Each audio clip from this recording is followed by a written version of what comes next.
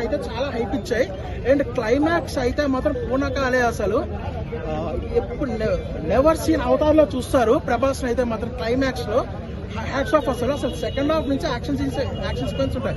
First half లో story build చేసుకుని అక్కడక్కడ ప్రభాస్ హ్యూమర్ టచ్ బాగుంది, సరదాగా comedy. And Prabhas versus Bujji bond Tom and Jerry fight లాగా, మనకి ఐరన్ మ్యాన్ కి జార్విస్ ఎలాగో మన ప్రభాస్ కి బుజ్జి అలాగనమాట అన్నట్టు. వాళ్ళకి టామ్ అండ్ జెర్రీ ఫైట్ బాగుంది. అండ్ అక్కడక్కడ వచ్చే పతన్ క్యారెక్టర్లు కానీ వీళ్ళు కానీ చాలా బాగున్నాయి.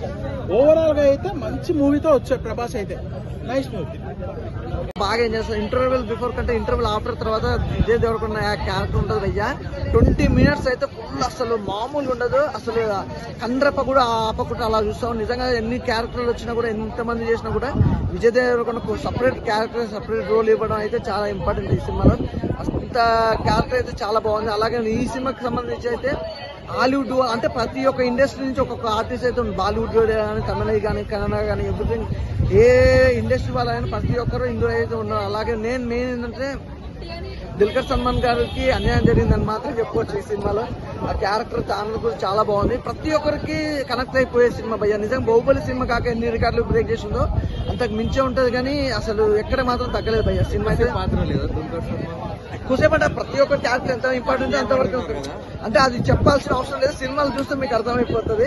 అదే అనమాట తన క్యారెక్టర్. అలాగే దీపికా పడుకోన్ గారి క్యారెక్టర్ అయితే నిజంగా సూపర్ హిట్ మూవీ ఈ సినిమా. తనకైతే తన కెరియర్ లో ఇంకా 10 సంవత్సరాలు చెప్పుకోదగ్గట్టు ఉంటుంది.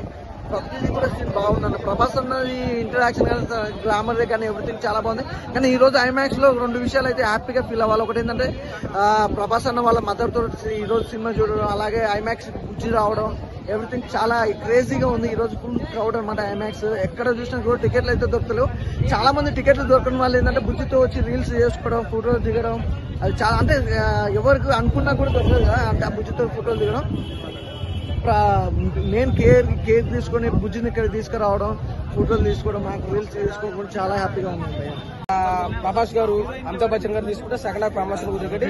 ఓవరాల్ గా సినిమాలో బ్యాగ్ మ్యూజిక్ ప్రతి ఒక్కరికి నచ్చే మంచి సినిమా. అంటే సాంగ్స్ ప్రకారం చూసుకుంటే కొంచెం మైనస్ అనిపించినా గానీ సెంటిమెంట్ కూడా లేకపోవడం అది కూడా కొంచెం మైనస్ గా. ఓవరాల్ గా చూసుకుంటే విజువల్స్ వండర్స్ అని మనం చెప్పుకోవచ్చు. ఇంకా ప్రభాస్ గారి కెరీర్ లో ఒక మంచి సూపర్ హిట్ మూవీగా ఈ కల్కి నిలబడబోతుంది. అదే విధంగా అవుట్ ఆఫ్ 5 రేటింగ్ చూసుకుంటే సినిమాకి 3.5 వరకు ఇవ్వచ్చు. మైనస్ పాయింట్ మనకి సాంగ్స్ మైనస్ పాయింట్ అనుకోవచ్చు. రెండోది సెంటిమెంట్, ఇది కూడా మైనస్. అంటే ఫస్ట్ హాఫ్ కొంచెం లాగ్ అనిపించినా కానీ సెకండ్ హాఫ్ చెప్పవలసింది. ఫస్ట్ హాఫ్ చూసిన తర్వాత సెకండ్ హాఫ్ చూసిన తర్వాత ఫస్ట్ హాఫ్ గుర్తురాదు. ఇంకా అంత బాగుంది సినిమా.